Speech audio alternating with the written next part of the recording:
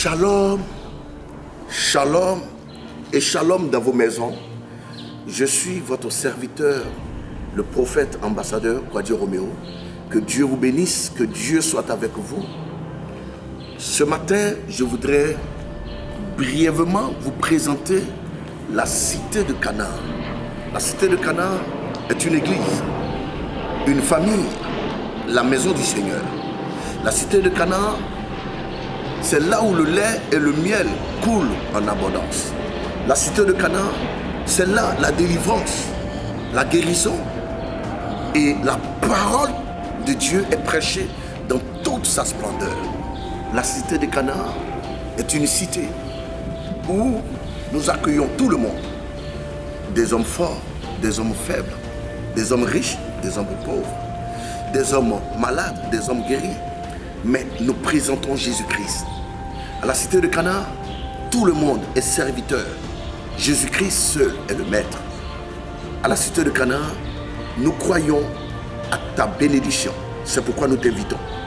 Le programme de la cité de Canaan, c'est tous les mardis et jeudis de 17h à 19h. Tous les mardis et jeudis de 17h à 19h.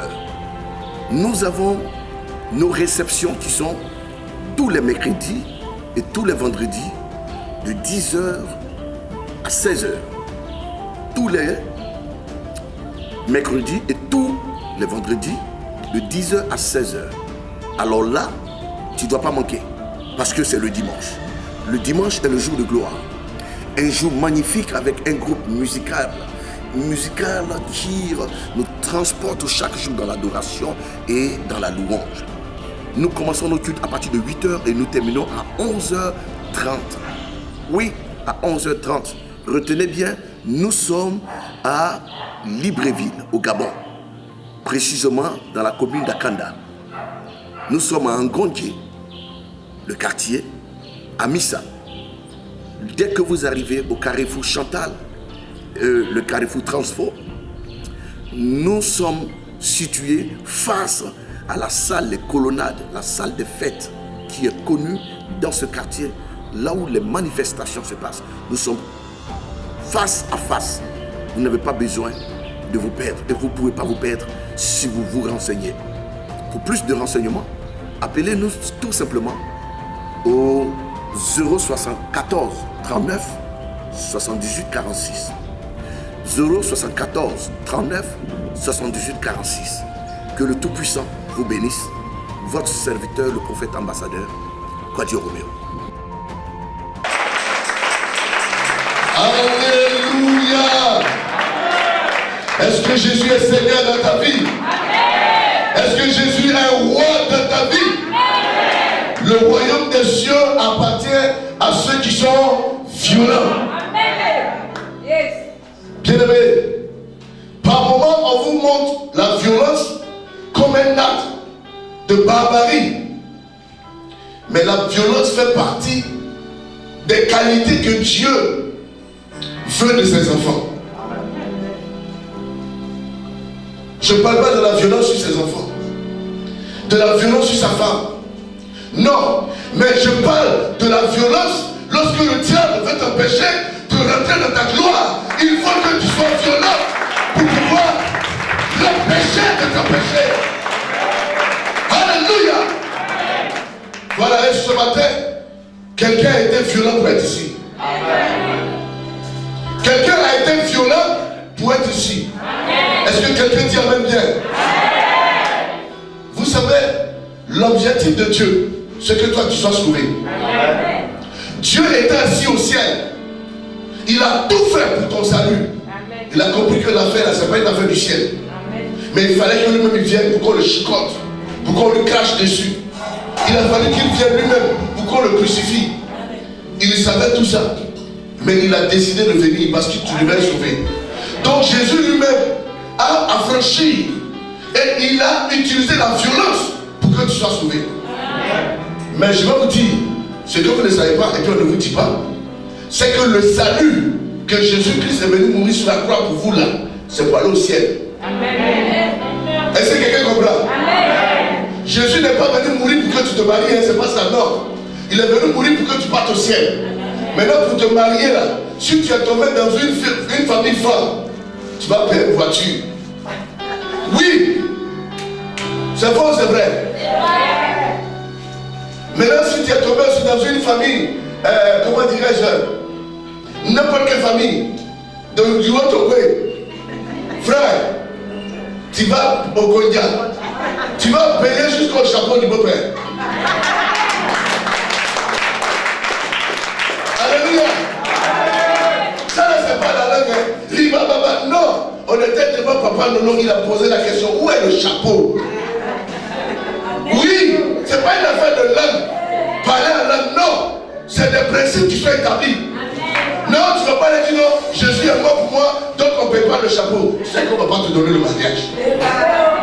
Est-ce que quelqu'un m'a compris? Jésus n'est pas mort pour tes factures. Si tu ne payes pas la facture, la SCG viendra couper. Pour que ta facture soit payée, tu dois travailler. Est-ce que quelqu'un a compris? Est-ce que quelqu'un m'entend? Les gens pensent que Jésus est mort pour leur voyage. Non! Jésus n'est pas mort pour que tu voyages. Pour voyager, il faut un passeport. Pour voyager, il faut l'argent de ton billet. Pour voyager, il faut non plus des formulaires. Et si tu arrêtes, on te donne le visa. Et tu voyages. La seule chose que tu ne pourras jamais faire au-delà de tes milliards, c'est le salut.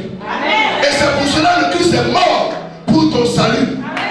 Maintenant le reste, pour que tu puisses avoir ton enfant, pour briser les fétiches, pour briser les liens, l'effort que tu dois faire, c'est de prendre le courage de te lever chez toi pour venir assister au séminaire. Est-ce que quelqu'un a compris? Mais c'est dans les séminaires, ce que les gens ne savent pas. La Bible dit, vous connaîtrez la vérité vous affranchira.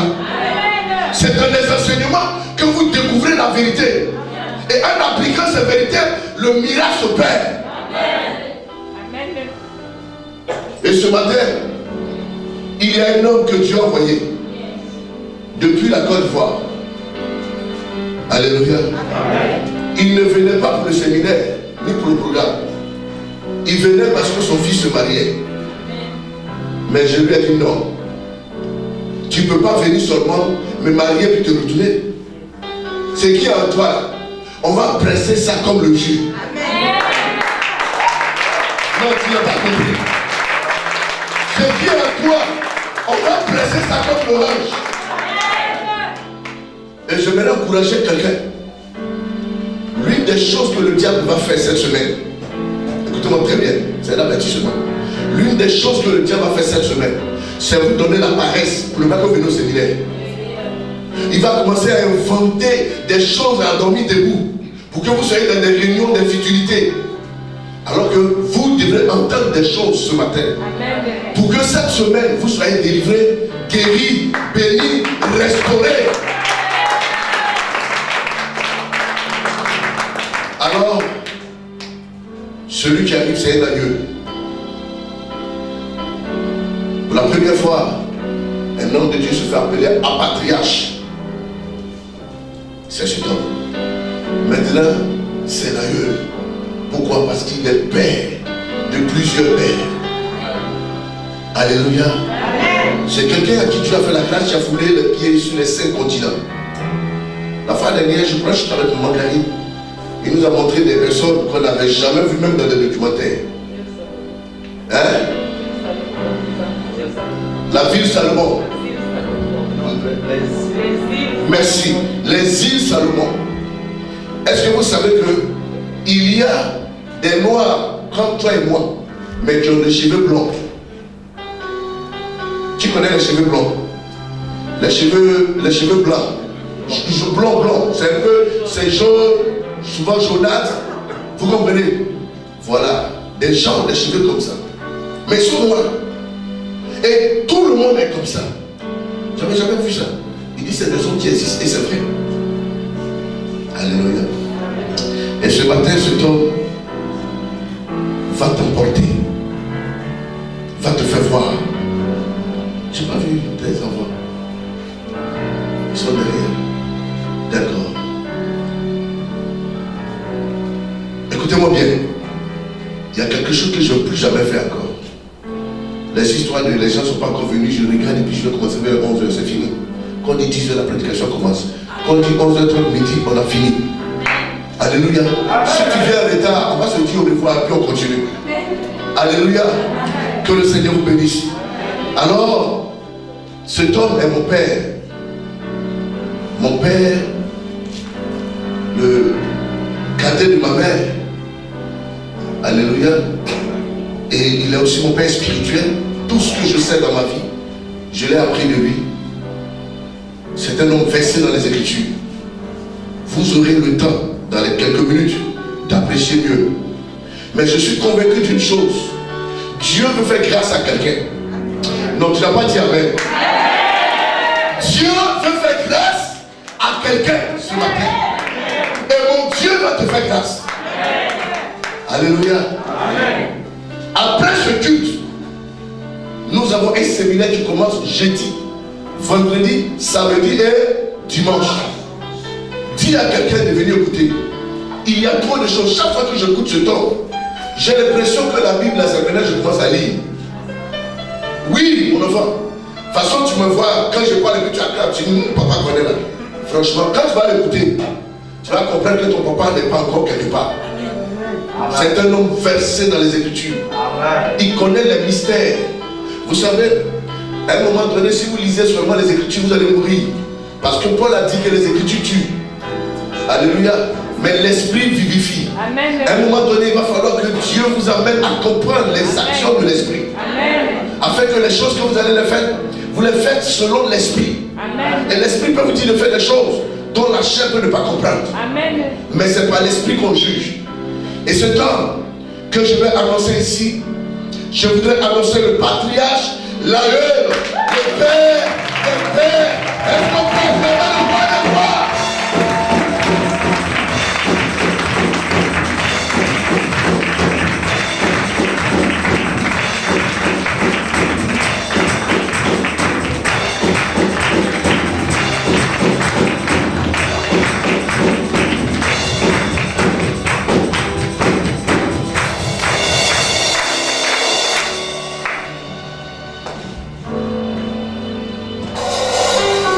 Je vous salue dans le nom de Jésus.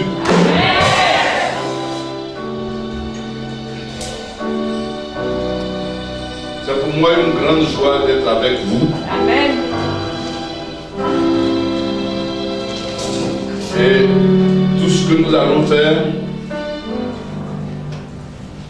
cela va se passer grâce à maman Aline et à votre pasteur qui est mon fils. Chez nous on dit neveu. Mais quand on arrive au village, c'est ton fils. Et je les remercie pour tout ce qu'ils ont fait.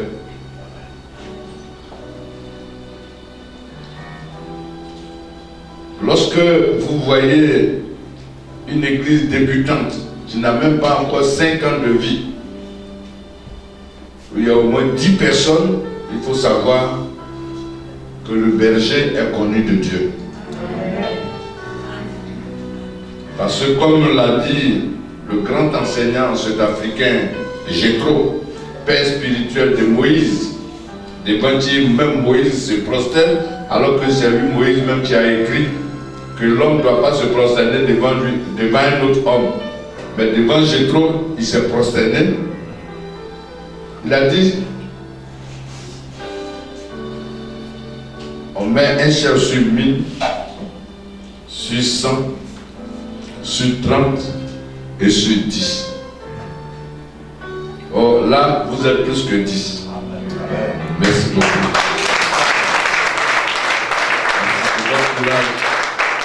Merci pour votre vocation, pour votre persévérance. L'ambassadeur, comme je l'ai toujours appelé, c'est un serviteur de Dieu persévérant. Parmi mes fils, il n'est pas le seul. Dans ma famille, quand il venait, il était accompagné par l'autre, Lazare. Et il est là, il peut le confirmer. Les deux sont mes neveux. Mais comme il est beaucoup fougueux, Lazare m'était plus proche.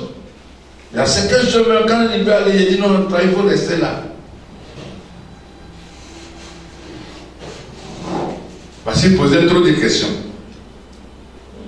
Et comme il posait trop de questions, vous voyez, ce n'est pas partout où vous avez des réponses.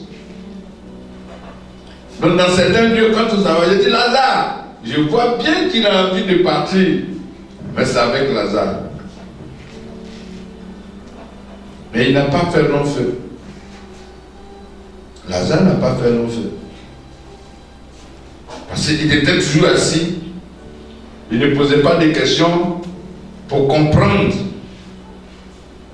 Mais lui, qui comme Pierre, posait des questions à chaque fois, le voici. Amen.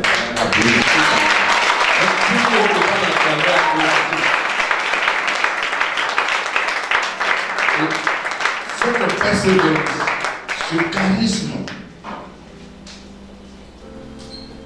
c'est héréditaire. Il connaît son grand-père. Son grand-père est mort à 130 ans. Dans nos familles, nous, on est petit détail. Le vieux bien de moi, il était un peu plus grand détail que lui. Mais il avait vraiment versé, il était versé dans la sagesse. Et c'est lui qui l'aimait.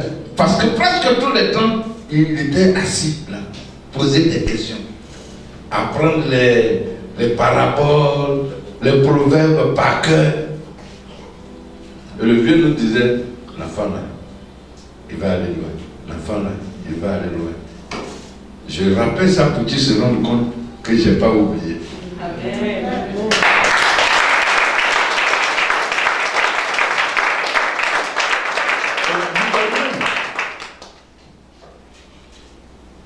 L'or, c'est bien pour le diamant. Le diamant, il n'est pas bien pour le fer. C'est pourquoi on ne fait pas des bagues en fer. Même les féticheurs qui font des bagues noires, c'est toujours avec autre chose. C'est l'or qui attire le diamant. C'est le diamant qui attire l'or. C'est l'or qui attire l'émeraude, qui attire le saphir. C'est comme le gâteau attire la cerise. La cerise est bien, vous pouvez la manger seule. Mais quand ça y est, une seule cerise sur un gâteau, ça devient très important. À cause de la cerise, le gâteau qu'on devait vendre à 60 000, vous pouvez l'acheter à 1 million. Pourtant c'est petit, c'est une seule personne qui va manger. Et je bénis Dieu de ce que quand Roméo est venu, il a découvert des... Et je bénis Dieu de cette famille qui est pour moi comme la mine d'or. Parce que avant qu'une famille ne te donne une pépite, c'est qu'il y en a au moins 100. Ne peut pas te donner l'unique pépite. Et maintenant, c'est comme Thomas Sankara le disait, si vous avez 10 frères ou 10 amis, au retour d'un voyage, qui ont perdu chacun un doigt, dans votre grande mansuétude, si vous leur donnez à chacun un de vos doigts, pour finir, c'est vous qui serez lépreux. Parce que vous n'en aurez plus. Alors, avant qu'une famille te donne une pépite, c'est qu'il y en a au moins 100. Donc, c'est une mine, c'est une providence. Avant qu'une famille te donne un diamant, c'est qu'il y en a au moins 100. Donc, des hommes s'attirent. Et voici un peu de temps de travail. Vous êtes le fruit de leur travail. Aidez-moi à leur dire merci par une autre acclamation.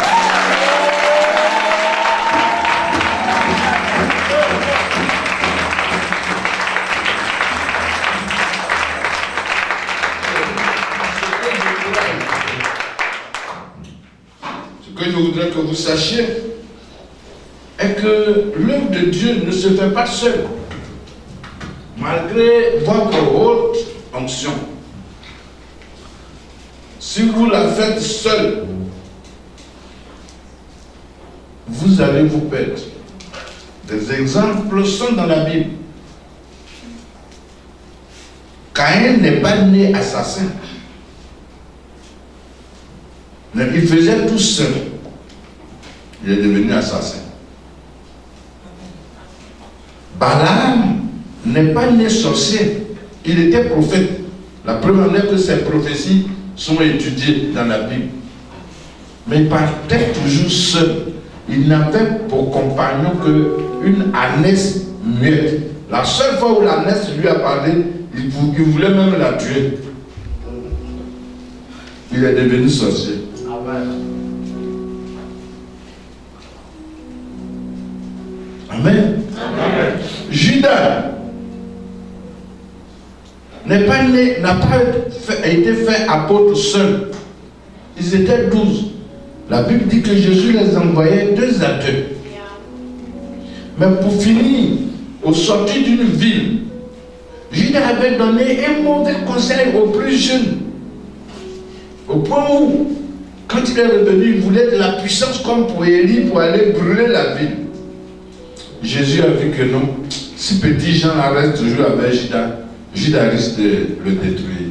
Il a pris Jean pour ajouter sur lui ces 2. Lui partait avec Pierre et Jacques. Jésus était obligé de prendre petit Jean là, pour ajouter sur lui. Maintenant, il y avait Jésus, Pierre, Jacques et Jean. Judas partait seul. La preuve en est que le jour où il allait négocier pour faire son troc, il était seul. Ne soyez pas seul. Amen. Ne soyez pas seul. Si Judas était 2, certainement son mari, sa femme lui allait demander, mais tonton Judas, ou bien chérie, maintenant, je te vois un peu, tu rentres dans. Il lui aurait dit, ah, on va devenir riche, parce que bientôt on va vendre Jésus. Et la femme allait lui donner des conseils. Mais il était seul. Ne soyez jamais seul. Seul, tu peux tuer que 1000. 2, vous pouvez tuer 10 000. Un petit nombre, vous pouvez avoir devenir une nation. C'est pourquoi je vous remercie. Toutes les sœurs qui sont là, tous les frères qui sont là, anciens, diacres en devenir, serviteurs de Dieu, évangélistes, pasteurs, chantres, même celui qui balaye l'église. Je vous remercie en vous disant que l'humilité précède la gloire. Que le Seigneur vous bénisse.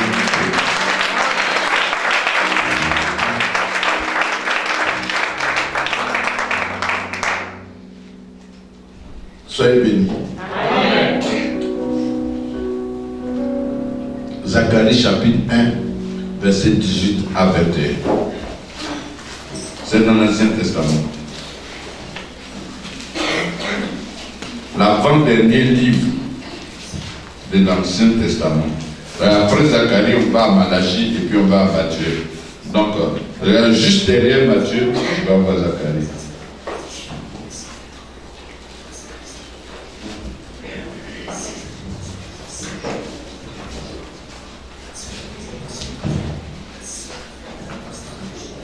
Quelqu'un pour lire?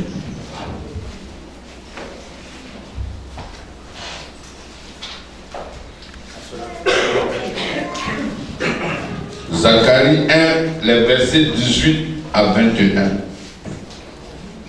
Si vous l'avez trouvé, vous lisez rapidement. Zacharie, chapitre 1, verset 28, verset 18 à 21. On se tient debout, s'il vous plaît.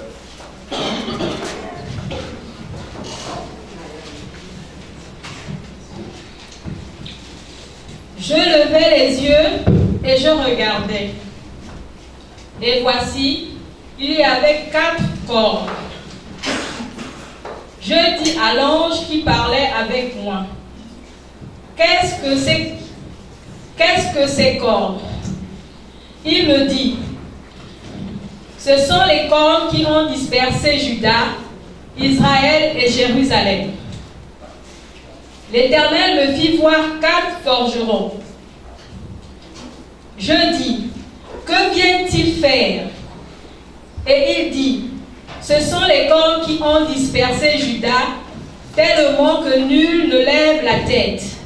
Et ces forgerons sont venus pour les effrayer et pour abattre les cornes des nations qui ont levé la corne contre le pays de Juda afin d'en disperser les habitants. On termine par Amen. Amen.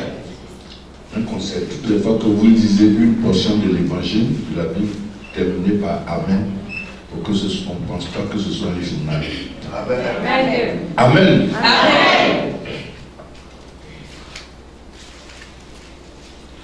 Veuillez vous asseoir. Ici, c'est une portion de l'évangile que la bien-aimée vient de lire.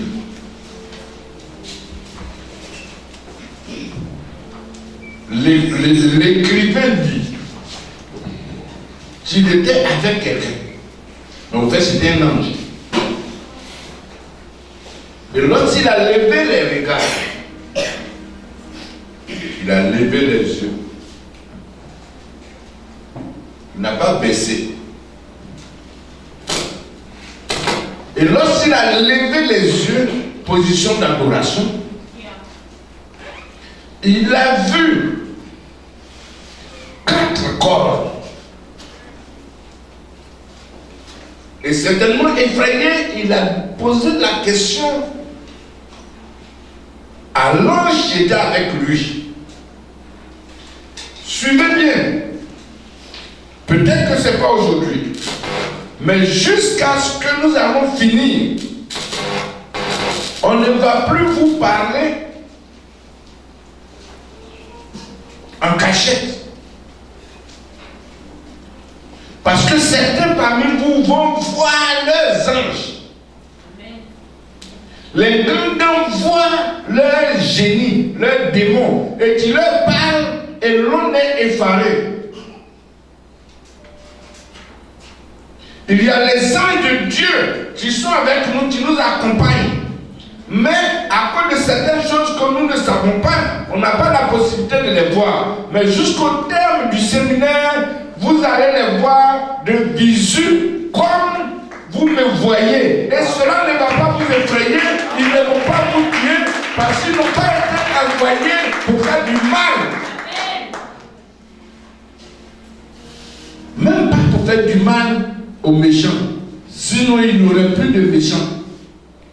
Un seul ange peut tuer tous les méchants de la terre. Mais ils n'ont pas, c'est pas leur mission. Pour eux, ils sont animés de patience afin que le méchant devienne bon. Amen.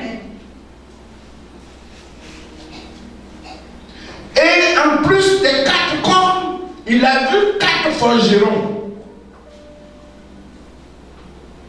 La première fois dans la Bible où on a parlé des cornes, c'était dans Genèse 22, verset 13. Où Abraham devrait assassiner son fils, mais Dieu l'a empêché et il a dit qu'il y avait un bélier retenu dans le buisson par les cornes.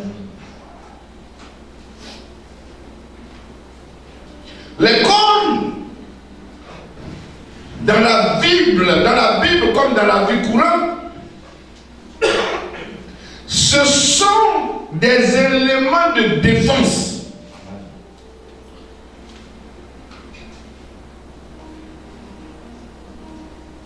Le psaume 22, verset 22 dit: sauve-moi des cornes du buffle. Ce sont des éléments offensifs et défensifs. offensifs, mais aussi défensifs. Les bovins, ceux de la traite des bovins, se battent, ils attaquent par les cornes et ils se défendent par les cornes.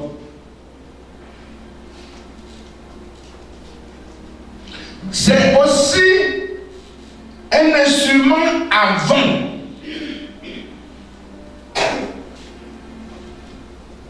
Quand vous entendez le sofa, on peut souffler là-dedans. Lors des guerres, ou pour un départ, ou pour avertir la sentinelle à la corne.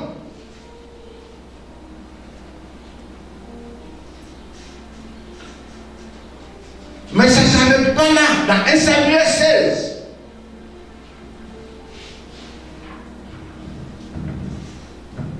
la Bible a parlé des cornes. 1 Samuel 16, verset 1 jusqu'à 13. Il a dit, Dieu dit au prophète, remplis ta corne d'huile et va à Bethléem Ephrata, dans la maison de Jessé ou d'Isaïe, car là-bas j'ai trouvé l'homme selon mon cœur. Au verset 13, il a dit, Samuel prit sa corne et il versa l'huile sur la tête de David, et l'Esprit de Dieu vint sur lui ce jour-là et dans les jours à venir. La corne peut parler de roi, peut parler de roi, de bons rois, comme de rois sataniques.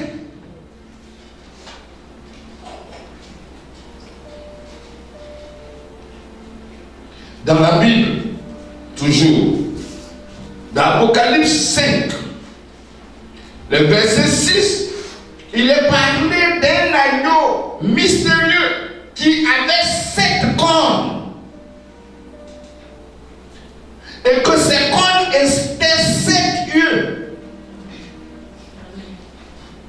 Et les 7 cornes étaient les 7 esprits de l'Éternel qui visitaient toute la terre. Des cornes qui sont en même temps des yeux et qui sont 7 esprits. Or, parmi les anges, les seuls qui ont plein Dieu, c'est les chérubins. Donc les cornes sont aussi, c'est pas peuvent représenter, c'est pas représenter, mais sont aussi des chérubins. Dans ceux qui ont fait la gendarmerie, ou bien qui sont dans des troupes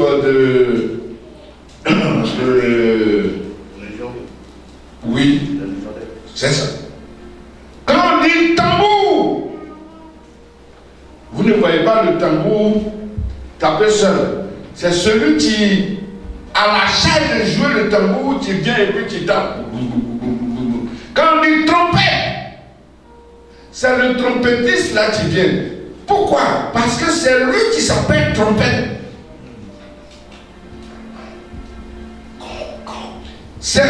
C'est lui qui joue l'instrument. L'instrumentiste et l'instrument ont le même nom. La Bible dit, nous ne mourrons pas tous, mais au son de la trompette, à la voix de l'archange.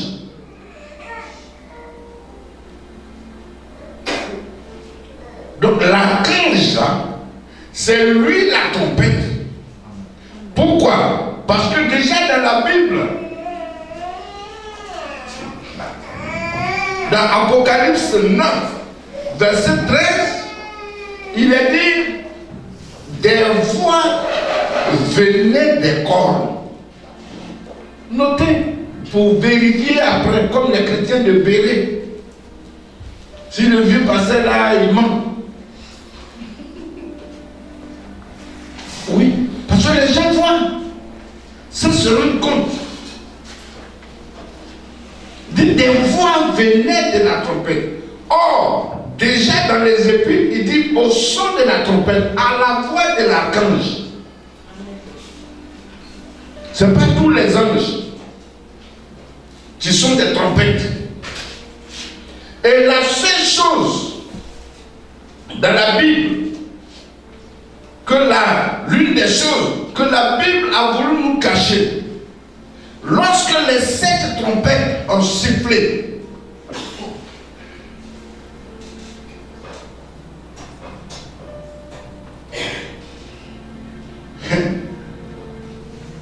et que Jean voulait expliquer, parce que c'est seulement Jean qui connaissait le mystère des trompettes. Dans les évangiles, une fois il y a eu une trompette, d'autres disaient c'est la voix d'un ange, d'autres disaient Dieu lui a parlé, mais lui il a expliqué. Le même monsieur là lui a dit, garde ça pour toi seul.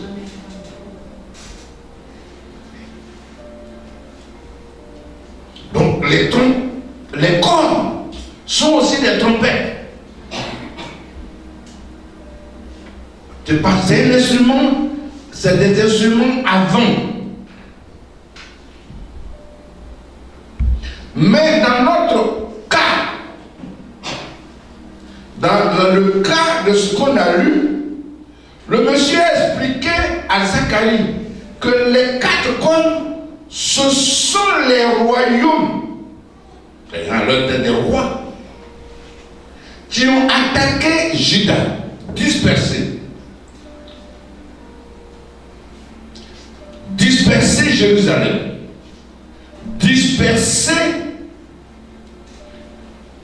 Israël, disperser Jérusalem au point où il ne peut plus lever la tête.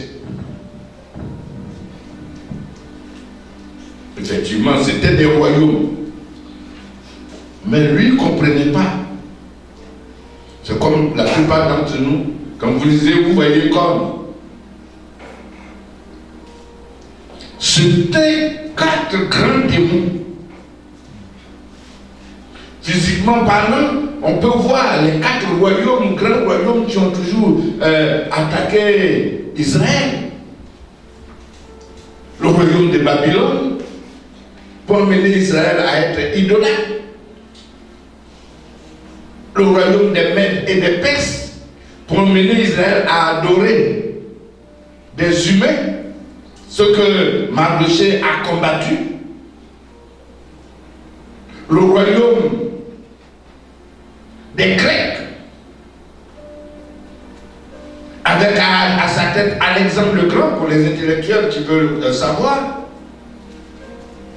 pour adorer, pour pousser Israël à n'aimer que la lecture, les écrits. Quand vous lisez Luc, vous voyez comment il écrit. Tu n'es pas intellectuel, mais quand tu lis, tu risques de devenir poète. Et oublier Dieu. Avec la forme satirique, tout ce qui est intellectuel est là-dedans. Pour qu'on aime seulement, on oublie Dieu et qu'on aime la lecture, la lettre, tout. Et le royaume de Rome qui a poussé Israël, qui enseigne la méchanceté pour enlever aux enfants de Dieu tout ce qui est humain, avec des gens comme les Néron César.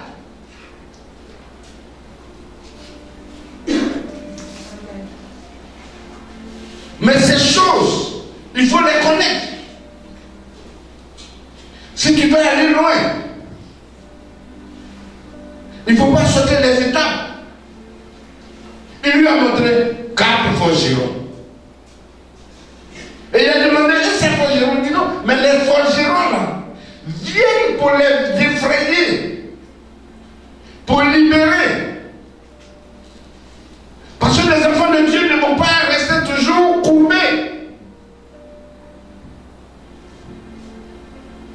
Les cornes sataniques, il faut les vaincre. Les cornes sataniques, il faut les vaincre. Parce que si tu ne les as pas vaincus, ils vont te vaincre.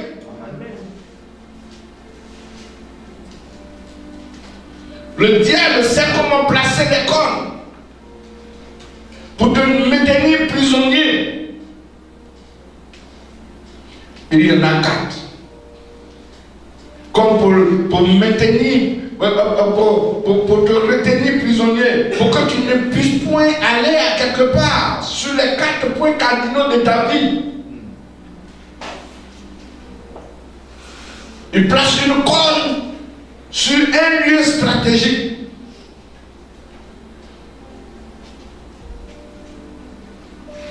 Il y avait 4 cornes. Pas des cornes miséricordieux, mais des cornes sans pitié, 4 grands démons émanant de Belzébul. Et il faut que l'enfant de Dieu se rende compte. Parce qu'on perd sous la corne sans se rendre compte. C'est un jour, je prêchais ça. Et la femme d'un ami que je connais, que j'avais invité, elle était à côté. Son mari n'est pas venu. Elle me faisait chaise. Donc, j'ai pensé que peut-être ma fermelette n'était pas bien fermée. Je me suis approché. Elle dit, papa, ce que tu dis est vrai. Ah, si ton ami était là. Ça dit, pendant que je prêchais, elle ne se sentait pas concernée, mais elle croyait que c'est de son mari. J'ai dit, c'est vrai. Je dis, assois-toi. Je ne pouvais pas penser à un tas de ça. Elle ne se sentait pas du tout concernée. Elle dit, tout ce que tu dis là, c'est lui. Non, c'est toi. Il faut te sentir concerné. Il faut te sentir concerné un jour. Il faut te sentir concerné parce que c'est de toi qu'il s'agit. Même si aujourd'hui tu penses que c'est pas toi, tu ne connais pas, Dieu t'a averti. Amen.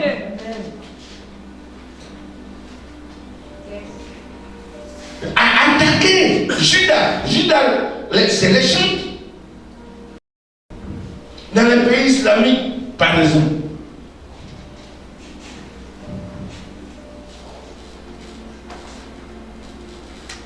Dans les pays islamiques, je dis même la Tunisie tout près, vous pouvez faire le culte, mais vous n'avez pas le droit de chanter. C'est-à-dire, vous pouvez faire le culte. Au Maroc, en Égypte, vous pouvez faire le culte. Vous avez l'agrément, mais on vous dit, on ne chante pas, pour ne pas déranger les gens. Mais vous imaginez un culte sans adoration.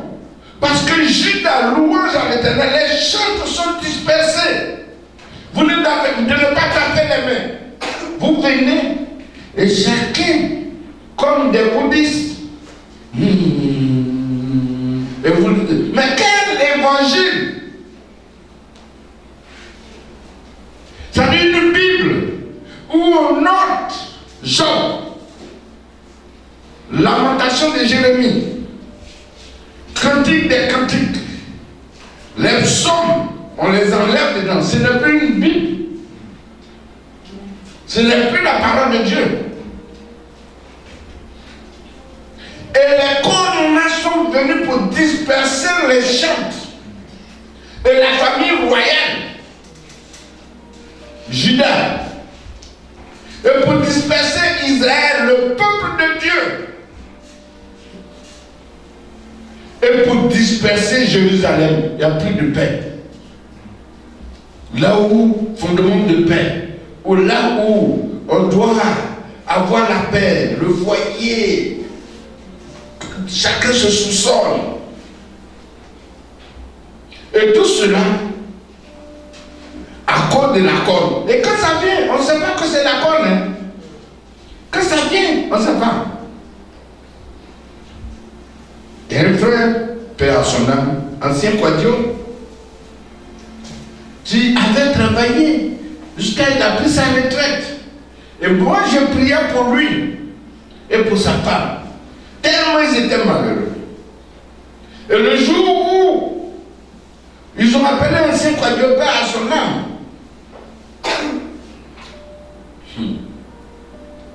il est parti. Et c'était aux impôts, je crois, oui. On lui a donné 4, mais on appelle ça un rappel en Côte d'Ivoire.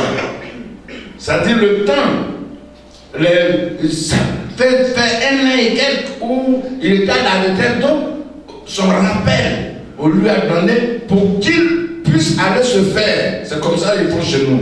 C'est-à-dire, si durant tout le temps où tu travaillais, tu n'as pas pu construire chez toi au village ou bien quoi, au moins quand tu donnes ces 4 millions ou bien 5 millions, tu peux aller même te construire une bicoque.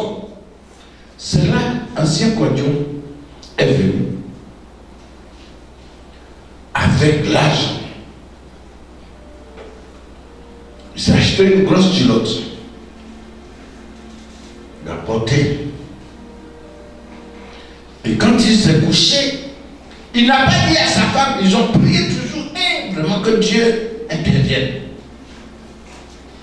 Il n'a pas dit à sa femme que Dieu a déjà intervenu.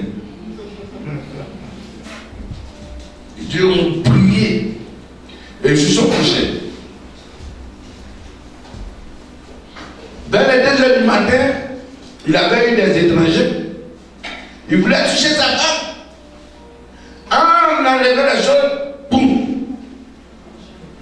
C'est tombé. Sa femme a vu, mais elle n'a rien dit. Et rapidement, il s'est levé, non.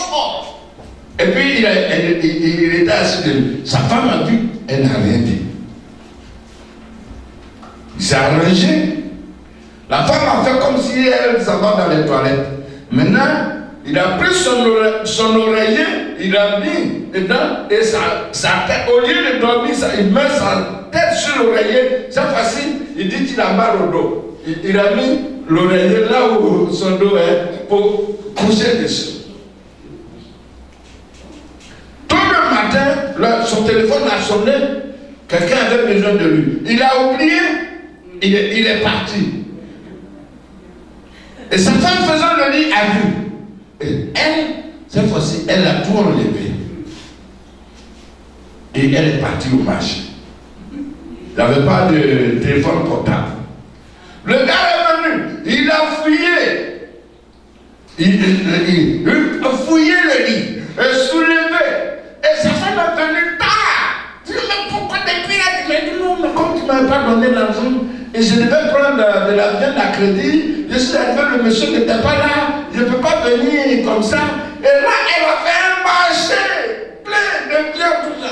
Je dis, mais tout va là, je dis, non, je suis venu à crédit. Elle a préparé, il ne m'aille pas. Je dis, mais, Pedro, je dis, non, je n'ai pas envie de manger. Il va avec des grosses sueurs. Elle l'a appelé. On t'a fait ton rappel là. Et oui. Mais pourquoi tu ne peux pas dire? Tiens ton argent. J'ai vu. On a souffert jusqu'à aujourd'hui 4 500 000. Tu ne peux pas me dire pourquoi je me réjouisse, même si ce n'est pas pour me donner aussi. C'était l'accord de la cupidité. Amen. Durant tout le temps où les deux étaient ensemble, elle n'avait jamais su que son mari était cornu. C'est pourquoi le diable s'appelle le chasseur cornu, le Méphistophélès. Satan s'appelle le chasseur cornu, le Méphistophélès. Dans le dessin animé, on présente la Méphis. Qu'est-ce que ça veut dire? Que nos enfants regardent. Méphis là, c'est Méphistophélès. Si tu veux dire le diable, tu veux dire le chasseur cornu. Et c'est lui qui est brave dans le dessin animé. Les enfants, oui, Méphis. Ça dit, on amène nos enfants à aimer le diable sans se rendre compte. Et donc, quand il grandit, il aime Méphis. Tout ce qui lui ressemble, il aime. Mais ce n'est pas encore terminé. C'est pour que tu saches que les cornes peuvent être positives comme elles peuvent être négatives. Tout dépend de ce que la corne va faire. La première des cornes, la corne, le premier élément qu'il faut voir, parce que c'est à partir de là que tout entre.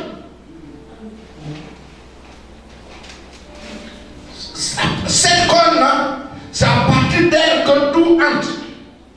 Parce que la Bible nous dit dans Hébreux 11, verset 1, que c'est par la foi que nous savons que ce que nous voyons a été fait parce que nous ne voyons pas. Ce qu'on voit a été fait par le virtuel. A été fait, ce que nous parlons a été fait par l'abstrait. Par ce qu'on ne voit pas. Mais dans l'abstrait, il y a d'autres qui voient. Quand il y a un tableau qui est là, des gens ne voient pas. Ils voient que c'est joli, hein? Mais le graphiste, quand il arrive, il va voir que, il peut même aller jusqu'à dire que ce monsieur-là, quand il peignait le tableau, il était heureux. Sa femme, lui-même, sa femme était partie. Je vais dire, non, mais comment? À partir des couleurs, dans l'abstrait, que lui regarde, il dit correctement que celui qui a fait écrire, le tableau, n'était pas heureux. Alors que l'autre a vu, c'est joli, il a payé, il a mis dans sa maison. Pourquoi? Parce que lui, dans l'abstrait, il va voir que toutes les couleurs là étaient sombres. Et lui-même qui a fait le tableau peut ne pas connaître.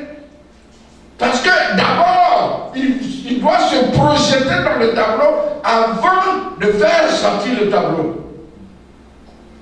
Hébreux 11, verset 1. C'est par la foi que nous savons que ce qui a été fait, ce qui est visible, a été fait parce qu'on ne voit pas. Les songes, les rêves, les visions.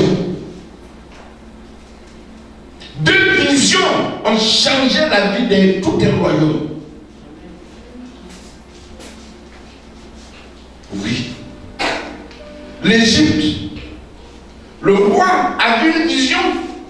Oui, il a eu les vaches grasses. Après, il a vu les vaches sèches, malades, mais qui ont bouffé les vaches grasses. Quand il voyait ça en ce temps-là, les vaches n'étaient pas carnivores, hein, mais maintenant toutes nos vaches là sont carnivores. Est-ce que vous savez ça? Est-ce que vous savez que nos vaches là sont des carnivores? Non. Vous voyez le foin salé qu'ils mangent. Mais c'est les carcasses des porcs, des bœufs, leurs os là. On broie ça et on le mélange au foin avec du sel pour qu'ils grossissent vite. Toi tu peux manger os, mais donc quand le visionnaire voyait ça, c'était absurde. Mais celui qui sait lire est venu lui dire qu'il y aura 7 années d'abondance et 7 années de pauvreté. Et il fallait corriger. La Bible dit, dans Job 33, que Dieu parle tantôt d'une manière et tantôt d'une autre, mais l'on n'y prend point garde. Lorsque les hommes sont dans un profond sommeil, alors il vient pour mettre du son, un cachet à ses enseignements, afin que leur âme ne descende point dans des tombeaux, mais l'homme n'y prend point garde. Le diable est invisible. Pour que tu saches qu'il est rentré avec une corde pour te faire prisonnier, c'est un rêve. Soit le rêve, tu peux te réveiller. Il est tel que tu te souviennes, comme pour le roi d'Égypte. Mais le rêve peut être de sorte que tu ne te souviennes pas. Comme dans Daniel 2. Et il y a la mort, la suite c'est la mort. Nebuchadnezzar a fait son rêve. Il s'est levé et il a oublié. Les menteurs, des prophètes, des satrapes, des visionnaires qui sont avec lui. Le roi dit, parce qu'habituellement c'est dans les rêves, dans ces songes-là, que eux ils mangent. Le roi dit, mais j'ai fait un songe. Rapidement ils sont venus, se sont appelés, le roi fait un songe, le roi fait un songe. On va gagner, on va gagner, on va gagner. Mais c'est pas que dans le songe il y a la mort. Ils sont arrivés, dis-nous ton songe, dis-nous ton songe. Il dit, ah, le problème est que j'ai oublié. Là, c'était une corde. Premièrement, la corde est venue contre les visionnaires, les prophètes, les explicateurs des songes.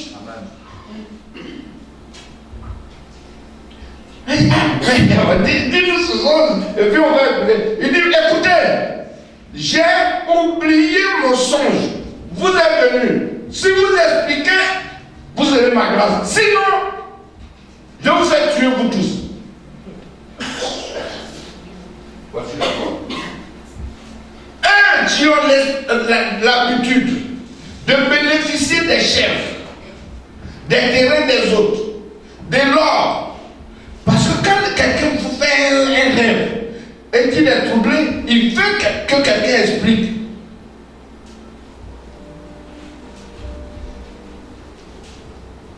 Voici qui sont piégés. Il dit, expliquez-moi, rappelez-moi mon songe, vous aurez la vie. Et expliquez-moi.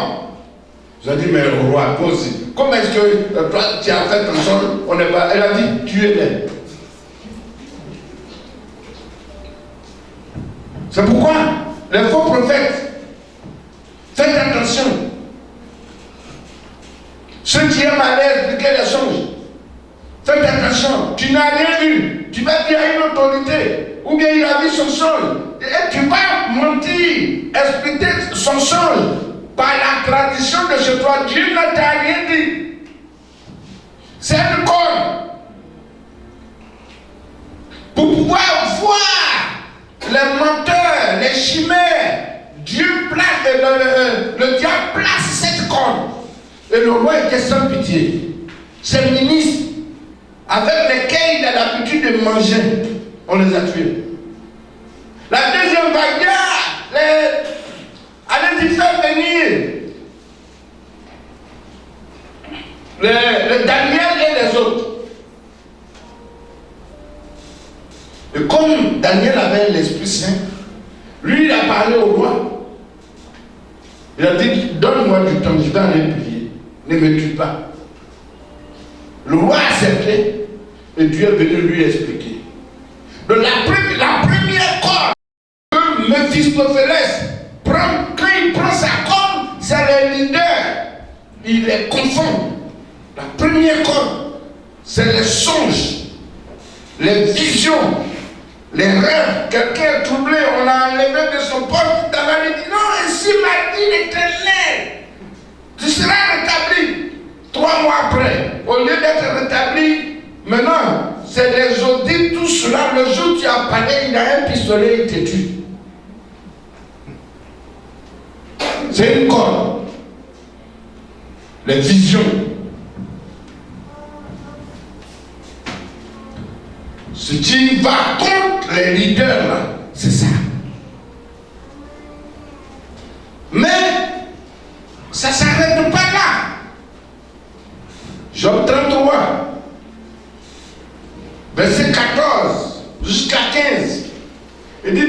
des songes pour pouvoir sauver les gens. Mais l'homme n'y prend pas garde. L'autre corps, dans la corne des visions, il y a un démantèlement innombrable. À quel moment est-ce que tu peux savoir que la première corne est sur ta vie ou sur la vie de ta famille? En rêve, tu vis la famine. En rêve, en réalité, tu es rassasié. Tu as mangé même de la chèvre.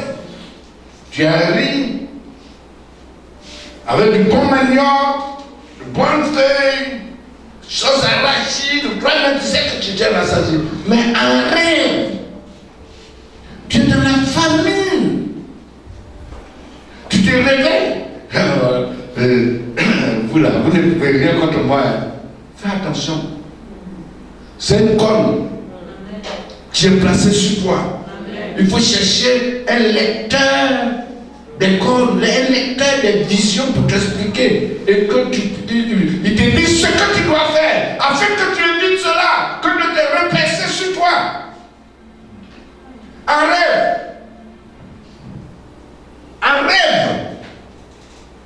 tu vois que tu es en train de marcher nu. Toi, tu aimes bien te saper. Et en rêve, tu marches nu. Peu importe, même si tu es dans ta propre cour, tu es là avec ton enfant même. Tu es chez toi-même. Tu as l'habitude de mettre serviette seulement. Mais tu te vois comme ça, dans ta propre cour, ou même dans la rue, en train de marcher pieds nus. Où tu es rasé, comme le jour de deuil, en rêve. Si tu te réveilles, cherche un lecteur de songes, quelqu'un qui peut t'expliquer, et qui te donne ce que tu dois faire. Ne te couche pas petit que dans tes langues, je vois des choses bizarres, parce que ça va te surprendre. Tu es dénudé en rêve. Dieu parle tantôt d'une manière, tantôt d'une autre. Prends garde. Ne sois pas comme le commun des mortels où il dit et l'on n'y prend point garde. Toi, prends garde. Je donne un rêve. Il y a quelqu'un, pas ici, qui faisait le travail de notre frère, caméraman, mais elle était en second. Non, elle était là, caméraman en réalité, et sans second.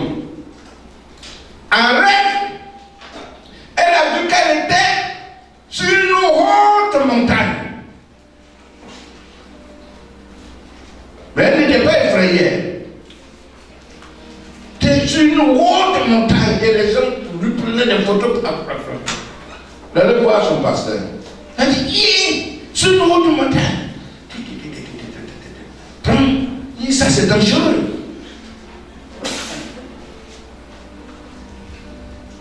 Trois jours après, le président de la République de leur pays, le ministre de l'Information, l'a appelé qu'elle doit aller interviewer le président. Écoutez, va dans l'hôtel, dans la suite présidentielle. Elle avait sa caméra. Le président venait de perdre sa femme. Le président lui dit non. Je t'ai fait appeler parce que je te vois tout le temps à la télé. C'est parce que je veux te marier. Comment? Elle a fait sortir son nez. Je veux que tu deviennes ma femme. Non, à Dieu ne plaise. Moi, je suis une chrétienne, née de nouveau. Je ne peux pas vivre dans l'impudicité. Oh mon Dieu. Il a commencé à crier. Le président m'a cassé. Dis-nous, mais ça c'est Satan. J'ai dit ce rêve-là. Oh Satan, tu ne m'honoreras pas. Oh, non, pas casser. Le président a dit en train d'appeler à la réception, dites la petite fille là de venir. Je voulais épouser, vous savez tout ce que ma femme est morte. Oui, monsieur le président. je vais t'épouser. Dis-moi, je suis d'accord. Elle a accepté. Ils ne sont pas morts. Ils sont toujours mariés. Le papa, là, le monsieur, là, est toujours président. La deuxième, là, est devenue, l'aide, là, est devenue madame la présidente.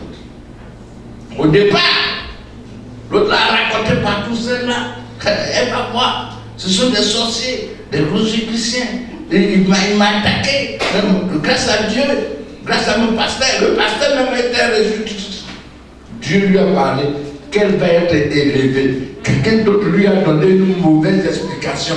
Et quand la chose est arrivée, ben comment? Il faut chercher un vrai sacerdotal qui peut t'expliquer. Mon fils est là. Amen. Yes.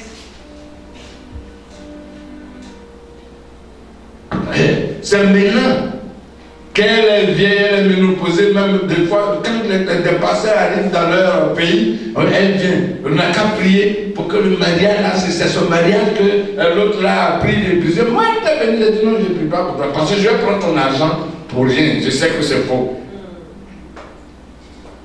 Amen.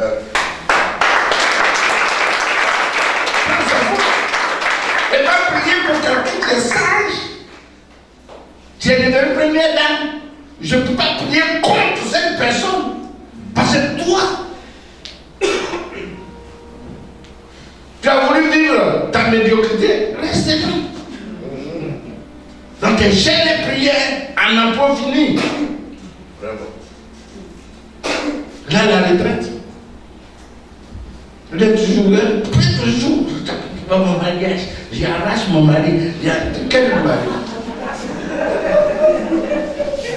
Donc dans les songes, Dieu peut te parler. Il faut faire attention.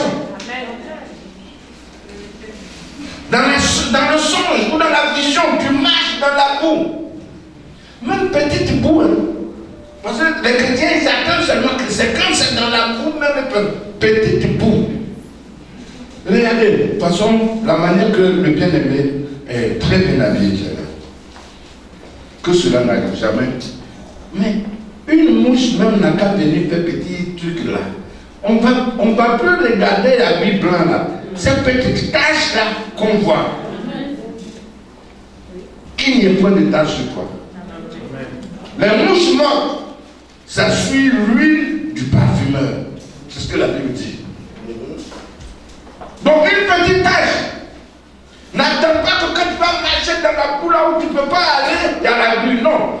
En vision, tu marches dans la boue. C'est petit. Ne pas rentrer dans sa langue de quelqu'un après. Si tu n'as pas lavé les pieds, cantique des cantiques, la fiancée de Salomon, même le grand Salomon est venu frapper à sa porte et dit ouvre la porte parce que je suis sous la pluie. La fiancée, Abishag, elle a dit non, j'ai lavé mes pieds. Comment les salirai-je? Elle est cantique des cantiques. Je ne donne pas le verset, il faut fouiller. Elle dit, j'ai lavé mes pieds, comment les salirai-je? Le roi Salomon va frapper la porte de sa fiancée. C'est pas une bonne Dieu, Salomon, sous la pluie. Elle dit, mais j'ai lavé mes pieds, comment les salirai-je? À côté de toi. Elle n'a pas ouvert la porte. Salomon a dit, ouvre ma bien-aimée. Mes pauvres sont mouillés. Elle a dit, j'ai lavé mes pieds. Comment les salirai-je? Salomon est parti. Donc en rêve, tu marches dans la boue. C'est un symbole que la corne, la première corne, elle soit sur toi ou sur le lieu où tu es.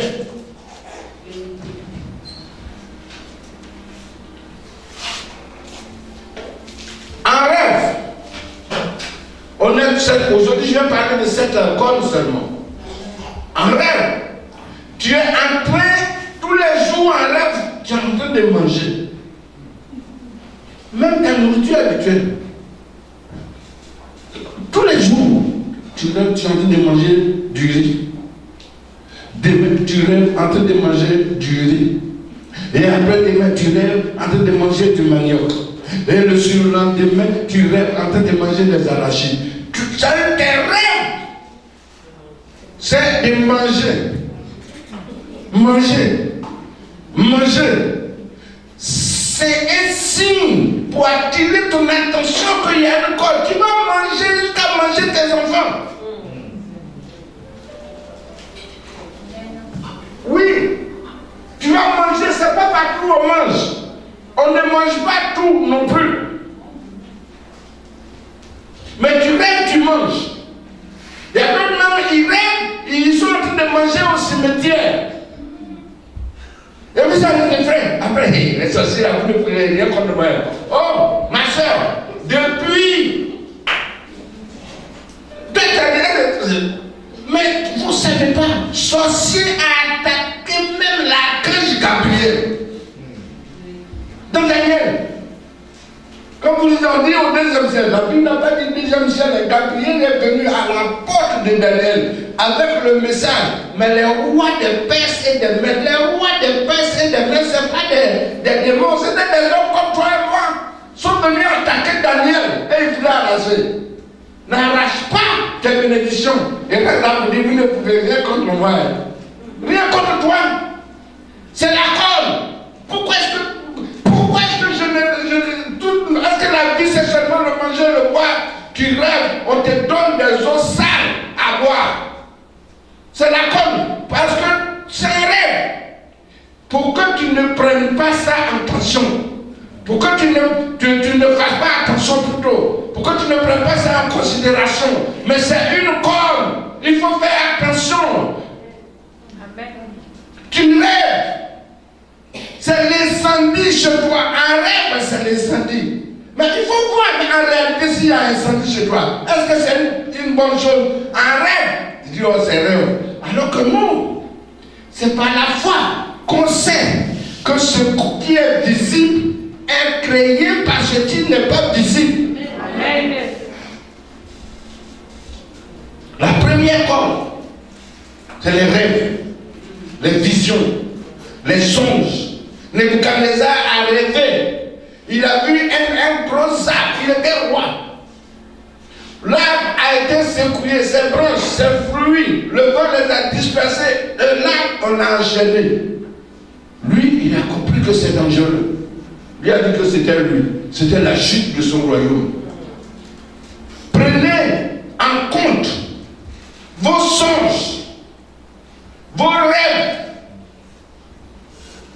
La dame, Dieu l'a élevé à partir des rêves. C'était une corne positive. Je connais quelqu'un. Il a rêvé. Il était devenu riche. Alors qu'il a vu dans le rêve qu'il vendait des poulets. C'était la veille des fêtes.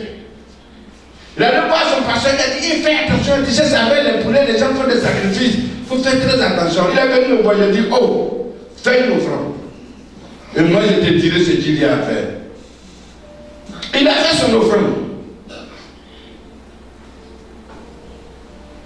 Il n'avait pas d'argent. Il a fait l'offrande. J'ai prié. J'ai fait ce qu'il y a à faire. Il s'en va sur son vendeur habituel, où il va payer ses poulets. Le gars lui dit, ah, patron, je voulais te dire quelque chose. Il dit quoi? Non, si tu as un de tes fils là, parce que je viens, mon livreur veut me donner beaucoup de poulets. Si tu as un de tes fils, il faut me le donner, il va me dire non, moi-même. Dis, patron, toi-même, dis moi-même. Moi-même, je vais prendre. Les deux, les fêtes de Noël, jusqu'à après, jusqu'à la fin, le monsieur a eu 25 millions. Parce qu'ils ont eu 100 millions. Et là où ça, le père lui a donné 25 millions, patron. Tiens, il lui a donné 25 millions. Et à partir de là, il m'a donné ma dîme. Et même plus. Il n'a pas bouffé seul. Moi aussi, il y a un autre sacerdoce, j'allais faire Tout allait venir dans sa main. Ah non? Ah oui. Quand il est venu, j'ai parlé, j'ai ribabatisé sur sa tête. Et il allait voir le grand fournisseur. Le monsieur lui a dit non, il faut trouver un magasin. Il a gagné 5 millions. Il a trouvé le magasin. Maintenant, il est vendeur d'eux. Et maintenant, lui-même, il a des fermes de poulets. Il est devenu riche. Même dans Apocalypse 17, le visionnaire de l'Apocalypse a vu aussi 10 cornes. Et l'ange qui était avec lui a dit, les 10 cornes que tu as vues sont 10 rois qui n'ont pas de royaume, mais qui vont aider le diable, la bête.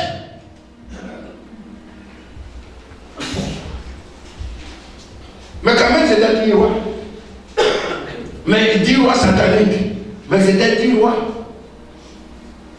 Il y a des gens, les 24 vieillards, ils étaient avec des couronnes. Est-ce qu'on les a vus assis sur des chaises royales? Mais ils avaient 10 couronnes. C'est les rois qui ont des couronnes. Mais ils n'avaient pas de royaume. Parce que là, le roi des rois était là. Mais 24 rois, j'étais avec lui. Des régisseurs. Mais ils étaient là. Dieu peut t'élever, cela ne veut pas forcément dire que tu vas être même dans un bureau, mais dans un gouvernement. Il y a les conseillers. Deux fois même on ne dit même pas. Tu ne sais même pas, ton mari est là, ou bien ta femme est là, tu le trouves à fouet quand tu là, c'est là, elle va jamais, elle fait rien. Alors que ça, elle est l'enseignement général.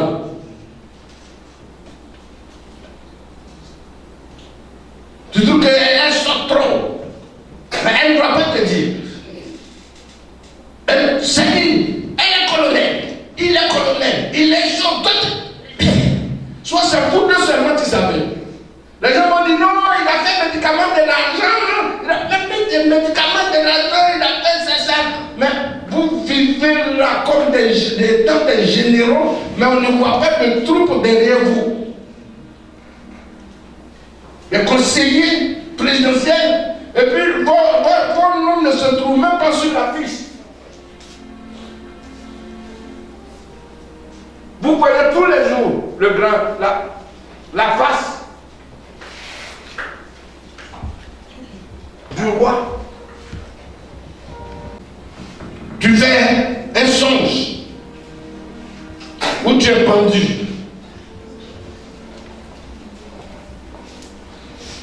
Tu fais un songe. Dans le rêve, tu es poursuivi par des félins, même chat. Le chat que tu as vu là, ça peut être un lion. Ça peut être une panthère noire. Comme toi, tu as vu que c'est un chaton, c'est un lion. Mais pourquoi est-ce que, en réalité, mais pourquoi un chaton même peut te poursuivre? En réalité.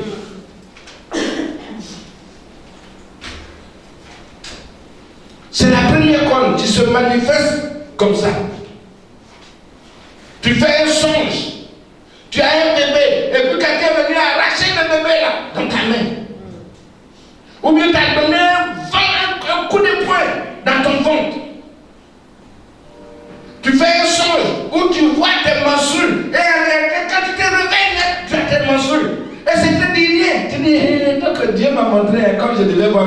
Mais c'était une grossesse. Comment tu peux voir un songe que tu es en train de voir des menstrues et tu te réveilles, tu as fait. Et ça ne te dit rien. C'est pas normal. Tout ça, c'est les signes de la première corne. Il faut que la première corne ne trouve point de place dans ta vie. Il ne faut pas qu'il quelqu'un trouve de la place. Amen. Il n'y a pas de place pour elle pour la fixer. Il ne faut pas que la corne se fixe. Amen. À moins que ce soit une corne positive. Comme Isaïe 22, verset 22 à 24. Une corne positive qui puisse se fixer. En en un lieu sûr et que personne ne puisse s'enlever. Mais pourquoi est-ce qu'on te fixe une corne? Bon gré, mal gré. Et qui t'assujettissent. Tu enlèves, tu es dans une cage, comme Satan. Je vais sortir, jusqu'à ce que tu te réveilles, tu donnes un coup de poing à ton mari, il s'énerve, tu es plein de sueur, ou bien à ta femme, mais tu te retrouves dans une cage, comme un félin. Pour ta c'est infime. Tu te retrouves dans un songe, dans un trou profond, où tu ne peux pas sortir dans un labyrinthe. Il faut faire attention. Un frère, il s'appelle Marc, il est vivant. Il s'est retrouvé comme ça. À Paris. Il a fait 17 ans à Paris. Dès qu'il a mis pied à Paris, il a fait ce songe. 17 ans après, quand il a fait le même songe là, il est parti à l'église le lendemain. À son retour, on l'a attrapé, on l'a rapatrié à chose. Il était diacre dans l'église baptiste. Révolution de Paris. C'est le premier jour où il est arrivé à Paris, il a fait un songe. Dans le songe, il est dans un trou profond. Il s'est réveillé. Vous ne pouvez pas. Ça, c'est Ariel Défense. Il a pris des versets. Une malédiction, ça qu'on n'a pas fait. Je suis déjà là. Il a pensé que c'est resté. Alléluia. Je suis déjà arrivé. Mais si tu es arrivé avec ce songe, il avait 17 ans sans papier. 17 ans sans papier. Et quand je le voyais, il avait 42 ans, sans enfant. Parce que c'est quand il a marié sa femme net, les jours qui ont suivi, il a eu son visa, il est parti. Il n'avait pas de papier. Il vivait dans la sanctification. Parce que la gouvernante de la cité même lui a dit une cloche que non, on n'a pas sorti ensemble et puis tu vas avoir ton papier. Il dit non, à Dieu ne plaise. Moi, jamais. Donc il a vécu dans la sanctification. Il ne se masturbait pas. Il avait un bon témoignage. Mais il était dans le trou. 17 ans sans papier. Dans la 17e année, il a fait le même songe. Et le lendemain, il est parti à l'église. Il avait parlé de ça avec ses amis. Ils ont dit, oh, c'est là, au village, là, il ne peut rien contre toi. Au retour, il est tombé dans les mains de la police. Et le lendemain, il s'est retrouvé en Côte d'Ivoire. C'est là qu'on m'appelle de l'aider. Vous ne voyez pas où il va rester. 17 ans. Son père est mort. Sa mère est morte. Au village. Donc je l'ai reçu. Je lui ai donné des chambres. Sans enfants. Sa femme est aussi, elle est comme Baptiste là, ils sont très rigolos. Elle aussi. Elle est là, sans enfants. Je parlais avec lui. Il m'a parlé de son songe. J'ai dit, pendant 17 ans, mais c'est le songe là qui s'est accompli. C'est là qu'il va m'expliquer que quand il est arrivé à Paris, son passeport est perdu. Le 2 ou 3 jours après son passeport est perdu. On a fait un sacerdoce. Il avait du mal maintenant à l'autre village parce qu'il n'est pas venu au funérailles ni de son père ni de sa mère. Il arrive au village. Sa grand-mère, la mère à son père, une vieille Caracas, noire, pas comme des belles, noire comme le charbon.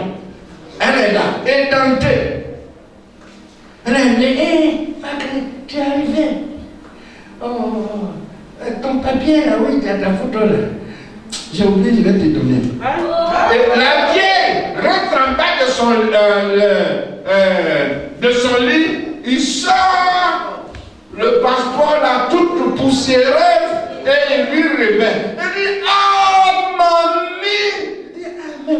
matin là, tu as oublié, tu ne m'as pas dit au revoir. C'est là que je t'ai fait ça. Calebasse. Dans le labyrinthe là, c'était la calebasse. Oh, c'est ça. Mais après avoir fait 7 ans, ça dit présenter le passeport, son entrée là, seulement.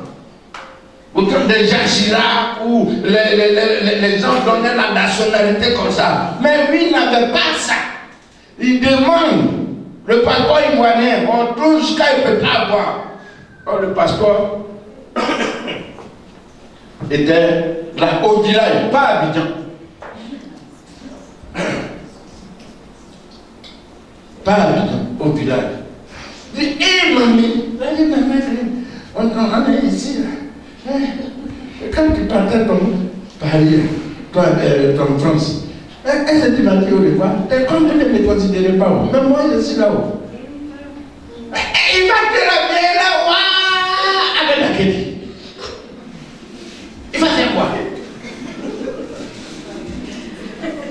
Et c'est suite au sacerdoce qu'on appelle. Il est déjà venu. Sa femme aussi a dit, ah non, je ne vais pas te laisser partir encore. Parce qu'il faut que j'ai des enfants. Heureusement, il n'était pas ménopausé.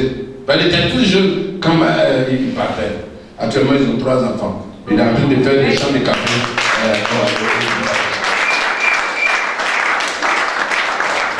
Donc, considérez les songes que vous voyez.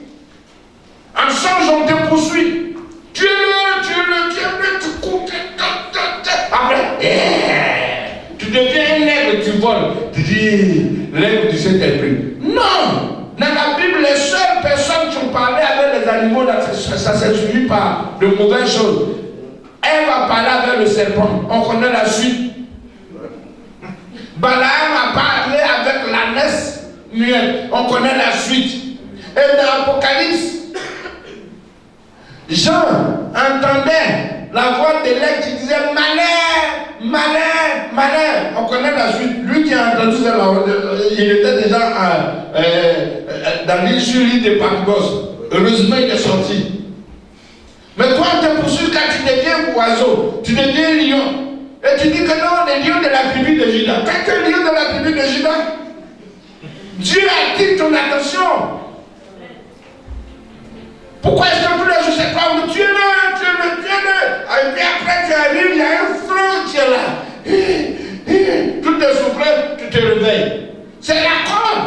Dieu est en train de te parler. Il y a une rivière que tes parents adoraient.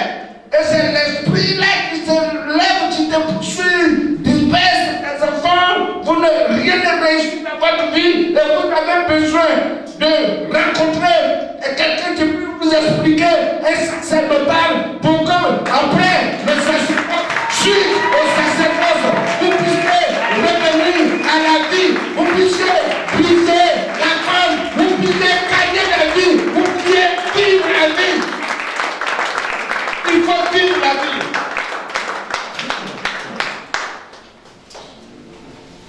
Oui. Il faut quitter le traitement habituel. Tu es un enfant de Dieu, tu es un servant de Dieu, tu es un serviteur de Dieu. Le traitement habituel, il faut quitter parce que ça c'est une corde. C'est une corde. Je connais une soeur. Et tous les témoignages, si après tu me vois, je peux même te mettre en contact. Elle avait 38 ans. Hôtesse de l'air. Chrétienne. Enfant de l'école de dimanche de la Vierge. Sans mari. Dans l'église, dans tout ce qu'il la voit, elle la respecte. 38 ans. Vierge. Elle était collée au pasteur seulement. Toujours collée au pasteur. Ma fille là, celui qui va la marier. La fille là, celui qui va la marier, ça faisait que tous les hommes de l'église en avaient peur. Mais si tu la touches, et qu'elle va dire au pasteur, le pasteur, arrêtez de vous connaître trop à vos filles. Elle fait une vision. Dans la vision, un frère devait venir m'aider et s'est battu avec le pasteur, a frappé le pasteur, l'a blessé. Dans la vision. Elle est partie dire au pasteur. Le pasteur lui a dit non, ça c'est un démon qui est en train de faire ça. Le frère là, il est trop bien pour.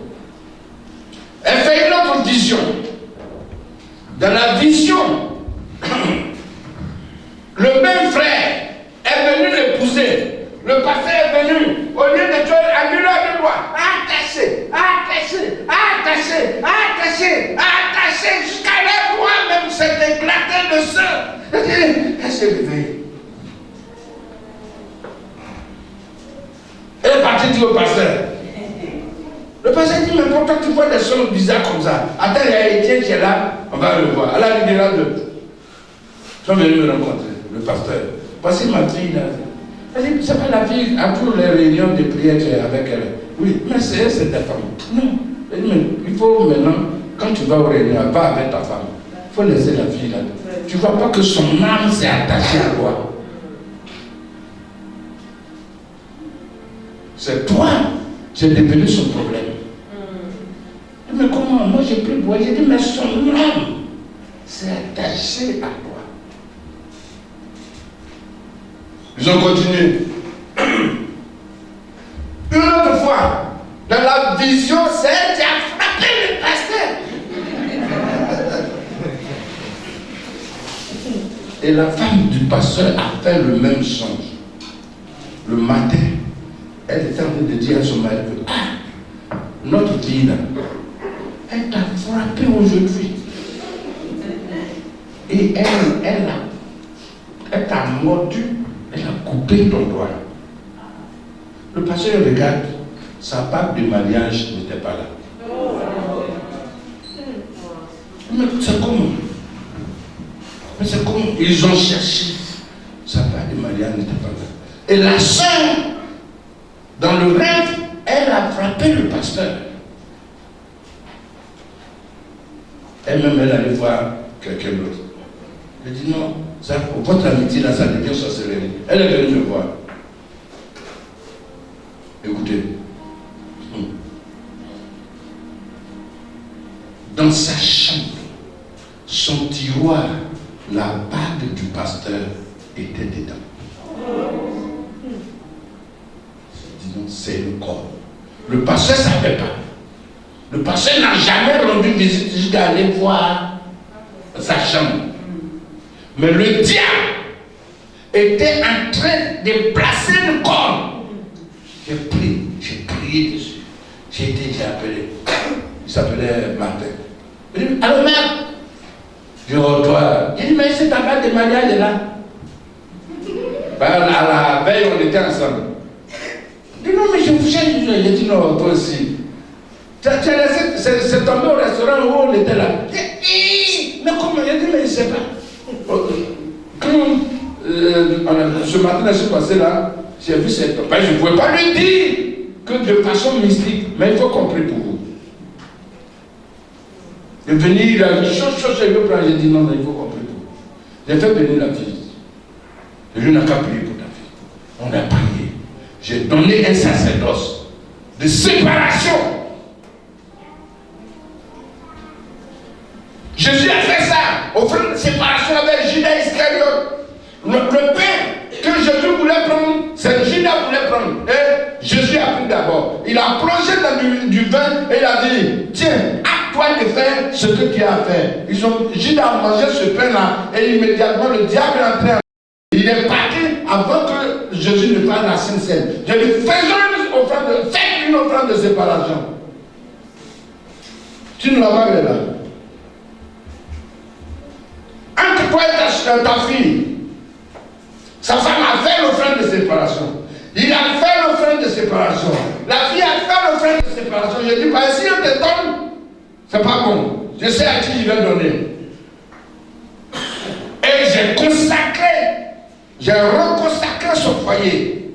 Et j'ai déclaré séparé d'avec avec la fille. La semaine qui a suivi, le frère que la soeur avait vu est venu dire à la soeur que Dieu lui a dit, ça fait 1 an et demi que c'est sa femme, mais à cause du pasteur, il avait peur de lui dire, aujourd'hui ils sont mariés. Donc c'était une femme, aussi d'amis à amour filial. Vous voyez, si on peut faire ça jusqu'à sur nous, si on fait ça au bois vert, quand viendra-t-il au bois sec? Toi tu es là, tes amis qui sont les sœurs, si tu l'aimes, il faut lui dire, et puis, Marie là, que d'avoir tous tes garçons, tous tes amis ce sont les sœurs de l'église. Pourquoi? Pourquoi? Prends une seule, laisse les autres, pour que l'homme de Dieu proclame le mariage.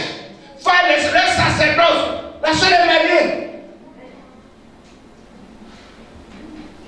La soeur est mariée. Le frère est garde pénitentiaire. Leurs premiers enfants, c'était des jumelles. Leurs deuxièmes enfants, des jumelles. Leurs troisième enfants, des jumeaux. Et puis elle a vu la ménopause.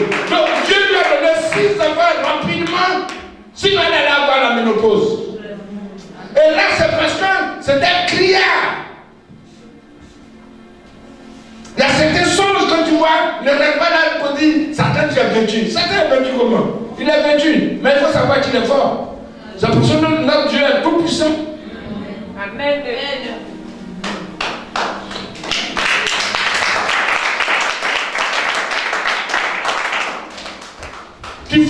Toi tu n'es pas marié, ou même tu n'es pas. Tu es un homme marié, dans ton songe, le lit s'est cassé.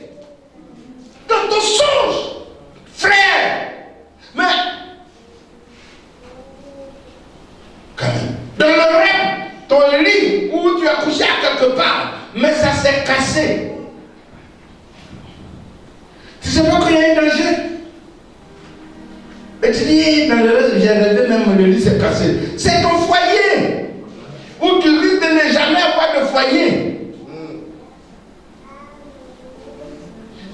Tout ça, c'est la première école. C'est la première école.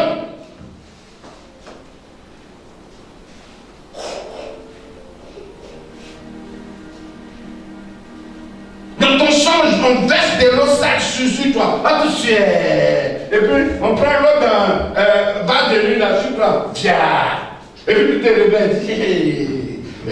Le démon là, il est possible, les sorciers de la famille. Quels sorciers de la famille? C'est un con. Ça peut être les sorciers de ta famille. Ça peut être, c'est avant. On dit que c'est sorciers de la famille qui tuent les gens. Entièrement, sorciers voisins. Vous n'êtes pas de même tribu. Peut te tuer, te manger. Avant que les sorciers qui au village sont venus là, ils t'ont déjà mangé. C'est avant. Ou bien c'est du village, c'est-à-dire non, quelqu'un ne peut pas voler mon poulet. Mais allez, reviens ici. Il faut t'amuser.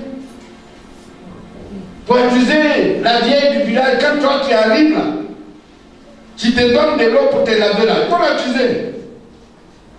Au moment où tu regardes ailleurs, ton problème peut être ton gros orteil. Ton meilleur ami. Ou même toi-même, à cause de ta position. Amen. Et Dieu peut te révéler ça par des songes, par des visions, par des rêves. Prends garde. Tout un royaume a été sauvé grâce au rêve de Pharaon et à l'explication que lui a donné Joseph. Il y a des Joseph. Amen. Il y a des Daniel. Amen. Du vide. Celui qui n'est pas Joseph, celui qui n'est pas Daniel, et qui s'autoproclame, il périra comme les mages de Nebuchadnezzar ont péri. Parce que si quelqu'un fait vraiment un songe et qu'il voit que ce que tu lui dis là, c'est faux, il ne te dit pas, hein, mais il faut continuer. C'est là les empoisonnements un peu partout là. Tu viens mentir, te donne, et puis un nana, il fait le rapport là. S'il dit, il voit, il n'a qu'à venir encore. Faisons attention. Un rêve où tu avortes. En plus, ce que ça s'appelle un vrai avortement, mais tu as 60 ans, mais un rêve où tu avortes. Donc il faut voir. Tu dis, c'est ma fille qui est enceinte la folle. C'est toi-même qui as avorté un rêve. C'est pas ta fille, c'est toi-même. Aucun de tes projets ne peut réussir. Tout est avorté. Et puis tu es un homme d'ailleurs. Pourquoi tu avortes un rêve? Tu ne vois pas que dès que tu as, ça peut attirer les gens, dès que tu as un projet, dès que tel est au courant, ça n'aboutit pas. Il y a des gens milliardaires qui sont prêts pour t'aider. Mais en dernière position, ça avorte. Donc tu dois essayer de voir ceux qui connaissent le sacerdoce pour t'aider. Tout n'est pas seulement la prière. Il faut crier. Dans la Bible, les plus grandes prières de tous les temps, vous les connaissez? Oui. Les plus grandes prières de tous les temps, jamais égalées dans la Bible. Les prophètes de Baal. Ils ont prié de 6h du matin jusqu'à 15h. Et même ils ont pris eux-mêmes se sont percés même pour que Baal boive leur sang. Mais pas d'exaucement. C'est pas parce que tu cries beaucoup, tu réveilles tout le monde à 4h du matin dans ton quartier. Au contraire, c'est des ennemis. Tu as trouvé. Est-ce que tu es dans le sacerdoce? C'est pas une question de notamment arriver, c'est une question de puissance. Est-ce que l'homme de Dieu, tu pries pour toi? Est-ce que tu lui dis tout ou bien tu caches? Toi-même tu caches. Caché.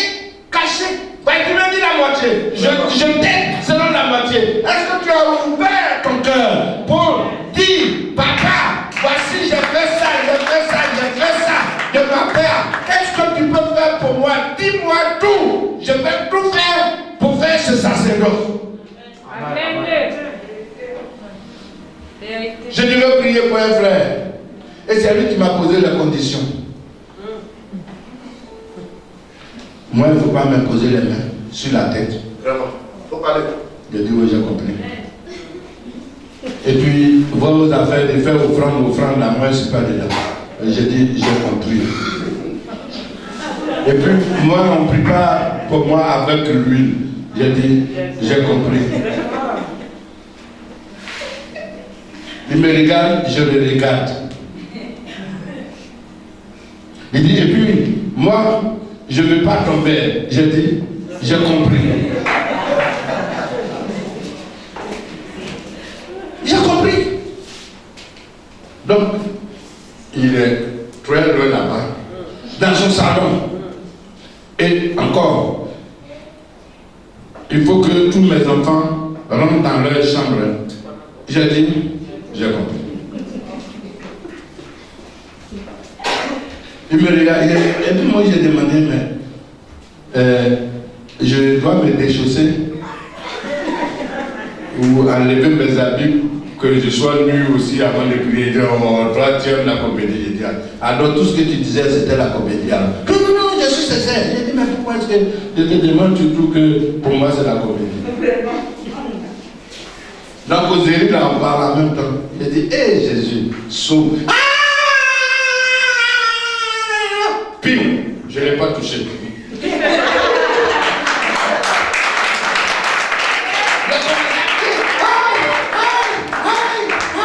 Et c'est là qu'il m'a dit, ma première fille, c'est moi qui l'ai tuée. En même temps, quand il vient, maintenant sa femme et ses enfants étaient dans leur chambre. Ils sont venus, c'est toi qui l'as dit, même il voulait le frapper.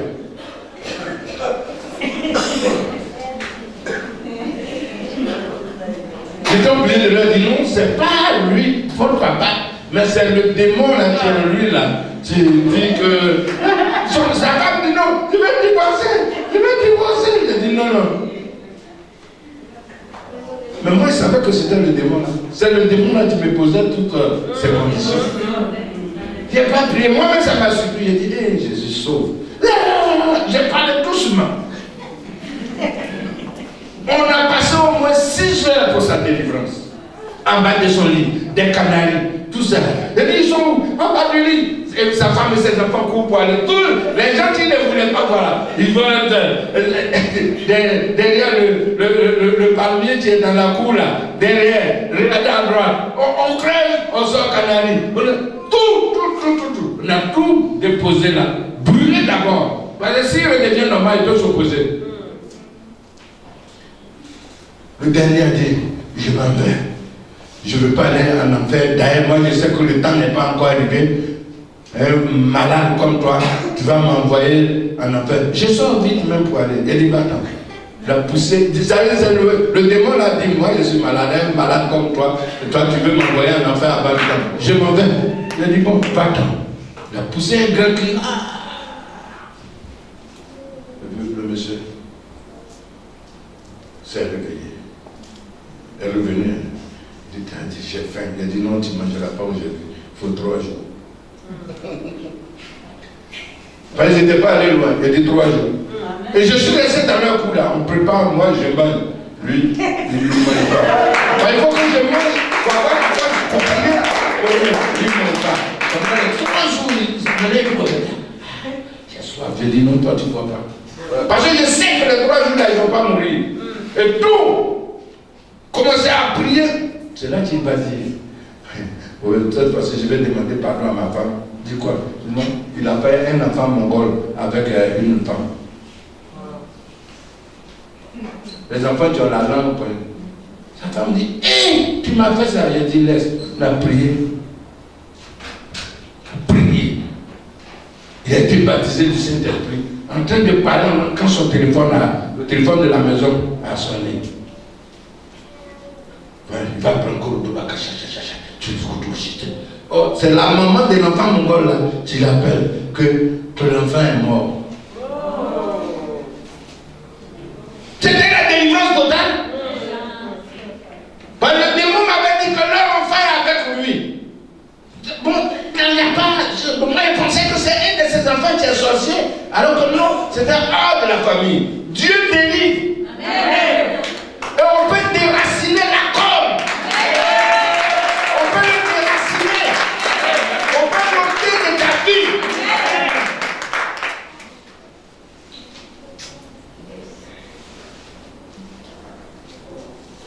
Enlève, tu es orphelin. Tu es orphelin. Alors que ton père et ta mère vivent. Tu es chez eux-mêmes, tu n'es pas marié, mais que toi, tout tes rêves, tu es orphelin. Et tu ne peux pas leur dire. Parce que tu vas dire, on n'a qu'à mourir et puis tu vas rester. Tu ne peux pas leur dire. Mais quand tu regardes ta maman comme ça, après tu arrives dans ta chambre, tu pleures. Parce que le lendemain, c'est le même rêve là que tu fais. Mais tu ne peux pas lui dire. Quand tu vois ton papa, c'est qui? Mes parents vont mourir comme ça. Ça, c'est toujours la corde. Et si tu ne dis rien, pour qu'on puisse les sauver, faire les sacerdoces, tu vas devenir orphelin. Et tu vas voir sur cette terre les souffrances d'orphelin. Tu vas voir ça. Je ne sais même pas compris, mais quelqu'un a mangé, tu n'as pas envie de manger parce que tu sais, c'est rien. Quand tu fermes tes yeux, tu es orphelin. Les gens disent, tu pleures, les gens disent, non, il faut te calmer, ça va aller comment? On les a enterrés là, comment ça peut aller? Tu as perdu ton père, ta mère, on te dit non, ça va aller comment? On est là. Ça c'est 2 semaines, c'est 3 semaines. Après, on est là, on là n'est plus là. C'est toi-même qui es là. Amen. Demande à ceux qui t'ont demandé. Tu vois ces genres de songes. Dieu parle tantôt d'une manière, tantôt d'une autre. Toi, prends garde. Amen. Ou carrément tu fais des songes, tu es veuve, ou bien tu es veuve. Et comme le monsieur là, son frère a l'argent, tu penses que quand son frère va mourir, lui là va te prendre. Tu vas voir. Les gens vont venir te traiter de sorcière. Vont venir t'insulter. Quand mon frère était là, à Côte d'Ivoire, il ne s'occupait plus de la famille. C'est ce jour-là qu'il parle. Actuellement, comme il est là, c'est là où on ma chérie, mais tu vas voir de tes yeux. Le songe là, Dieu est en train de te prévenir. Fais quelque chose.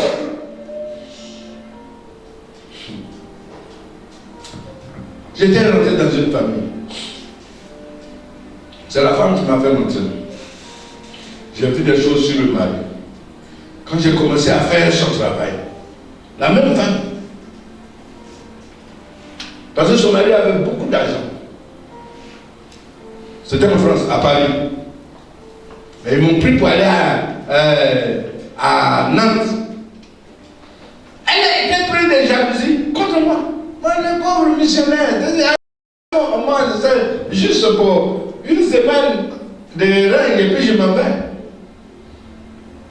Je suis dans la voiture de son mari, moi aussi. Mais c'est là ma part. Elle a été prise de jalousie. Alors que le monsieur avait vraiment des problèmes, elle-même m'a appelé pour dire non, patriarche, tout le travail que tu as commencé là, pendant le passé, je veux que tu arrêtes. Il a dit pourquoi tu ne donnes non seulement, mais tu suis passé de mon mari, moi-même seulement. Je dis là. Mais les choses que son mari m'a dit, elle ne lui a pas dit. Je suis parti, je devais aller en Angleterre. Je suis parti. 6 mois après, le monsieur est mort. Mais ce que les parents du monsieur lui ont montré à Nantes, on n'a pas dit c'est en Europe, elle pensait, mais ce qu'on lui a montré, toutes les maisons qui sont à Abidjan, ceux qui sont à Abidjan ont tout bloqué, alors que le monsieur avait des immeubles, tout a été bloqué. Ils sont allés loin jusqu'à dire que leur fils, par le monsieur avait des enfants. L'enfant qu'ils ont eu là, ce n'est pas l'enfant du monsieur. C'est eux. Que ce qu'ils ont eu en France là, elle n'a qu'à prendre. Ils ont eu quoi en France? Ces fois là, quand tu arrives en France là, c'est bon. Toutes les réalisations du monsieur étaient au pays. On lui a appelé en douleur. Il dit, Dieu t'avait averti. Que le Seigneur nous bénisse au nom de Jésus. Amen. Shalom, shalom et shalom dans vos maisons. Je suis votre serviteur, le prophète ambassadeur Kwadji Roméo. Que Dieu vous bénisse, que Dieu soit avec vous. Ce matin, je voudrais brièvement vous présenter la cité de Canaan. La cité de Canaan est une église, une famille, la maison du Seigneur. La cité de Canaan, c'est là où le lait et le miel coulent en abondance. La cité de Canaan, c'est là la délivrance, la guérison et la parole de Dieu est prêchée dans toute sa splendeur. La cité de Canaan est une cité où nous accueillons tout le monde. Des hommes forts, des hommes faibles, des hommes riches, des hommes pauvres, des hommes malades, des hommes guéris. Mais nous présentons Jésus-Christ. À la cité de Canaan, tout le monde est serviteur. Jésus-Christ seul est le maître. À la cité de Canaan, nous croyons à ta bénédiction. C'est pourquoi nous t'invitons. Le programme de la cité de Canaan, c'est tous les mardis et jeudis de 17h à 19h. Tous les mardis et jeudis de 17h à 19h. Nous avons nos réceptions qui sont tous les mercredis et tous les vendredis de 10h à 16h. Tous les mercredis et tous les vendredis de 10h à 16h. Alors là, tu ne dois pas manquer parce que c'est le dimanche. Le dimanche est le jour de gloire. Un jour magnifique avec un groupe musical qui nous transporte chaque jour dans l'adoration et dans la louange. Nous commençons nos cultes à partir de 8h et nous terminons à 11h30. Oui, à 11h30. Retenez bien, Nous sommes à Libreville, au Gabon, précisément dans la commune d'Akanda. Nous sommes à Ngondje, le quartier, à Missa. Dès que vous arrivez au carrefour Chantal, le carrefour Transfo, nous sommes situés face à la salle des colonnades, la salle des fêtes qui est connue dans ce quartier, là où les manifestations se passent. Nous sommes face à face. Vous n'avez pas besoin de vous perdre et vous ne pouvez pas vous perdre si vous vous renseignez. Pour plus de renseignements, appelez-nous tout simplement au 074 39 78 46. 074 39 78 46. Que le Tout-Puissant vous bénisse. Votre serviteur, le prophète ambassadeur, Kwadjo Romeo.